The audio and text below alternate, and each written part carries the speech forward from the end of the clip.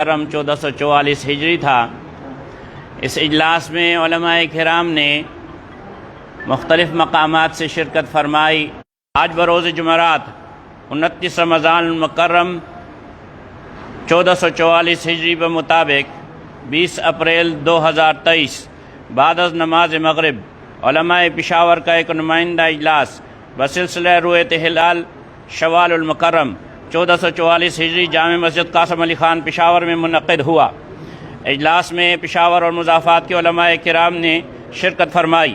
اجلاس میں ایسی شہادتیں نہیں گزری جو تقاضۂ شرعی پورا کرتی۔